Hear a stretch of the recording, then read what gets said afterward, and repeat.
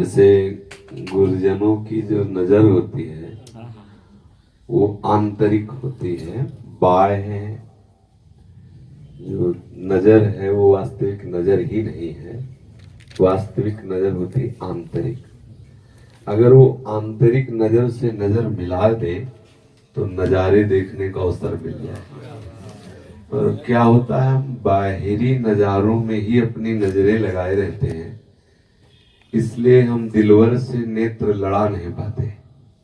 अगर वास्तविक जो दिलवर प्रिया प्रीतम है, अपने श्याम सुंदर लाडली जो है, अगर हम इनके नेत्रों से नेत्र मिलाने की इच्छा कर लें तो गुरुदेव की सूक्ष्म दृष्टि शिष्य के हृदय पर निरंतर दृष्टि है। जिसे हम आप बैठे हैं हमें पता नहीं, पर हम सीसी कैमरे में हैं।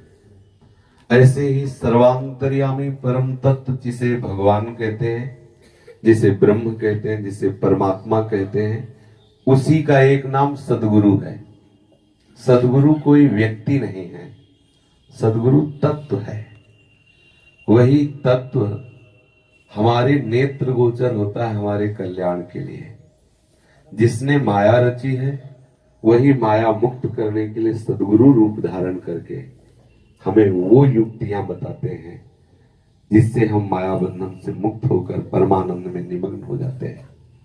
होता क्या है कि माया मुक्त करने वाली कृपा दृष्टि से हटकर हम माया में सुख भोगने वाली कृपा दृष्टि की याचना करने लगते हैं। आपको लेके नहीं कह रहा, प्राय सिद्धांत की बात कह रहा हूं कि हम गुरुजनों की कृपा दृष्टि को तौलते हैं माया की सुख सामग्रियों का जो विशेष संग्रह है, जो विशेष भोक्तव्य भाव है, कर्तव्य भोक्तव्य भाव, उसमें कभी टूटा ना पड़े, ऐसी कृपा होती है। वस्तुतः है ऐसी कृपा गुरुजनों की होती ही नहीं। गुरुजनों की कृपा होती है कि इससे महत्व बुद्धि ही हट जाए और एकमात्र प्रभु के अनुराग रंग में रंग जाए और आपको ये होश ही न रहे कि आप हो ऐसा आपको होश। संसार है, भोग है, ये तो बहुत दूर की बात है। आप हो ऐसा आपको होश न रहे, ये है कृपा दृष्टि। खुद को खुद का पता न चले, ये है प्रेम दृष्टि। ये है गुरु कृपा प्रसाद कि गुरु की कृपा से वो स्थिति प्राप्त हो गई, उस रस में निमग्न हो गया कि खुद को खुद का पता नहीं है। अब इसके आगे जब खुद को खुद का पता नहीं है तो जगत और नाना प्रकार के व्यवहार की तो बात ही क्या। जासु कृपा सर्व भ्रम मिट जाए, जिसकी कृपा से समस्त भ्रम नष्ट हो जाते हैं, वही इष्ट है, वही गुरु है। हम सब व्यवहार करते हुए उसकी कृपा तो चाहते ही हैं, पर हम कृपा की भावना सिर्फ एक जगह ही रखें कि मेरा मन कभी प्रभु से विलग ना हो, ये हम पर कृपा होती है। ये संसार के सुखद और दुखद परिस्थितियां बिना किसी याचना के परिवर्तित होती रहती है। जैसे पलक बिना किसी प्रयास के अपने आप झपकती रहती है, ऐसे ही सुख और दुख बिना प्रयास के आते रहते हैं।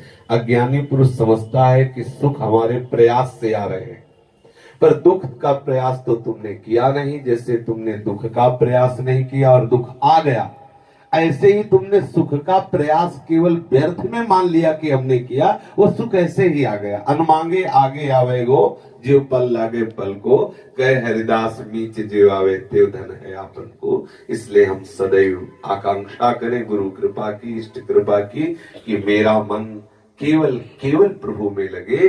प्रभु में लगते हुए व्यवहार निभे तो ठीक, नहीं तो आग लगे ऐसे व्यवहार में जो प्रभु का विस्मरण करा दे। ऐसी निष्ठा रखे तो वो खुद इतनी सामर्थ्य देते हैं, और सामर्थ्य क्या देते हैं, वही हृदय में आके बैठ जाते हैं और हमारा व्यवहार भी ठीक से चलता है और परमार्थ में हम डूबे रहते हैं। जैसे अर्जुन के व्यवहार की भी बागडोर श्री कृष्ण ने थाम ली, नहीं थाम ली। तो इसलिए हम सदैव अपने आप को प्रभु की शरण में अनुभव करते हुए और कृपा की सिर्फ याचना करें तो हमारी चित्त वृत्ति प्रभु में तन्मय रहे। बस इस बात, इसमें दूसरी मांग न रख दें, इसमें थोड़ी सावधानी रखनी है।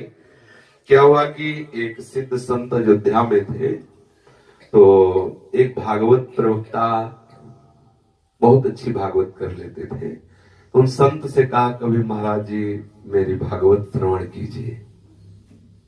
ठीक है, भगवत चर्चा है, आप सुनाना। कुछ समय से जाते हैं और संत को भागवत सुनाते हैं। जब भागवत हो गई तब उन्होंने कहा कि भागवत के बाद प्रवक्ता को कुछ दिया जाता है, हमारी इच्छा है कि तुमने हमारे इष्ट का जस सुनाया, मांगो तुम्हें क्या चाहिए। उनको पता था, इसीलिए सुनाया भी था, उनको पता था कि सामर्थ्यशाली समर्थ संत हैं। तो उनका महाराज हमारे संतान नहीं होते, आपकी कृपा दृष्टि हो जाए। बोले भगवत कृपा से बात पूर्ण हो जाएगी। बोले महाराज हमें किसी से धन याचना ना करना पड़े, ऐसी व्यवस्था हो जाए। इधर उधर भागना पड़ता है, यहाँ भागवत सुनाना, वहां स्वाभाविक हो तो हो, धन की व्यवस्था हो जाए, हो जाएगी। बोले महाराज भगवान की भक्ति हो जाए। तो डांटे, है तुझे भगवान की भक्ति और कदापि नहीं होगी। बड़े सरल ढंग से दो बातों में कहा हो जाएगी, हो जाएगी। और जब उन्होंने कहा भगवान की भक्ति की बात कही तो एकदम आवेश में आ गए और डांट दिया, तुझे भगवान की भक्ति होगी। अब तो कांप गए। उनका महाराज ऐसी मेरे से त्रुटि क्या हो गई। बोले यदि तुझे भगवान की भक्ति मांगनी थी तो सबसे पहले यदि कहता कि मुझे भगवान की भक्ति दे दीजिए, तो पुत्र और धन यदि बाद में कहते तो वो मिल जाता। लेकिन तुमने भगवान की भक्ति को सबसे बाद में रखा, इसलिए ऐसे व्यक्ति को भक्ति कभी प्राप्त नहीं होती जो आगे अर्थ को रखे, आगे वासना को रखे, पीछे भक्ति को रखे। ऐसे कभी भक्ति का सिद्धांत ही नहीं है। तुम्हें भक्ति त्रिकाल में प्राप्त नहीं हो सकती। हाँ, तुम्हारे पुत्र हो जाएगा और तुम्हें संपत्ति प्राप्त होगी, जा खाली हाथ रहेंगे। ये हम भगवत कृपा या संत कृपा का केवल प्रयोग करें, जो कभी किसी भी साधन से नहीं बन सकता, उसके लिए प्रभु हम पे रीझ जाए। हे गुरुदेव, हे संत जन, आप हम पे ऐसी कृपा करो कि मेरा मलिन अंतःकरण प्रभु के प्यार में डूब जाए। बस ये। अच्छा, मूल बात बन गई, मूल जड़ आ गई, तो डाले शाखाएं तो अपने आप आ ही जाएंगी। जहां प्रभु की भक्ति है वहां ज्ञान, वैराग्य, ऐश्वर्य, सिद्धियां सब अपने आप आ जाती है। एक एक चीज अलग से थोड़ी मांगनी पड़ती है। प्रभु के श्री चरणों की प्रेम लक्षणा भक्ति आते ही समस्त भागवतिक वैभव उसको घेर लेते हैं। ये सिद्धांत है, समस्त भागवतिक वैभव। पर होता क्या है कि हम अल्प बुद्धि वाले हैं, तो हम नीचे से शुरू करते हैं मांगना, क्योंकि हमारी प्रिय वस्तु नीचे से होती है। मांगना ही हमें नहीं आया। अगर हम सीधे प्रभु को मांगे, सोचो राजा से वस्तुएं हम कितनी मांगेंगे, और सीधे यही कह दे कि आप मेरे हो जाओ तो पूरा राज्य हो गया मेरा। वो दृष्टांत में सुनाते हैं कि एक बार 15 अगस्त में राष्ट्र का मंगल दिन माना जाता है, तो जेल में राष्ट्रपति गए तो कहा भाई स्वतंत्रता दिवस है, सब कैदियों को सामने बुलाया जाए। सब कैदी आए। आज सब अपनी अपनी मांग रख सकते हैं, आज स्वतंत्रता दिवस है, जो मांगेगा उससे मैं दूंगा। अब एक उठा, साहब महीने में 1 साबुन दिया जाता है, हमारी मांग है 2 दिया जाए, 2 साबुन।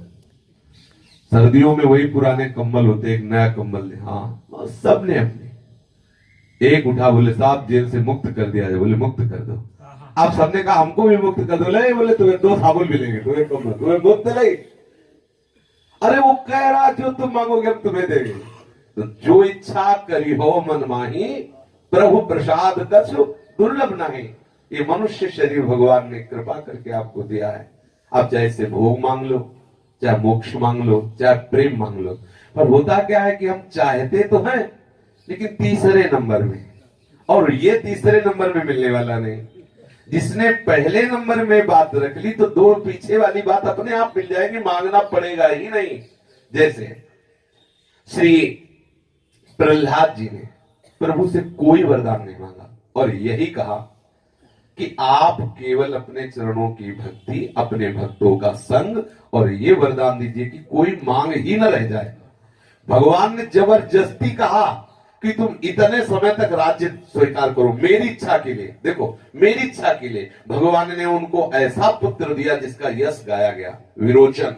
ऐसा पौत्र दिया महाराज बलि, बिना मांगे सब झड़ी लगा दी।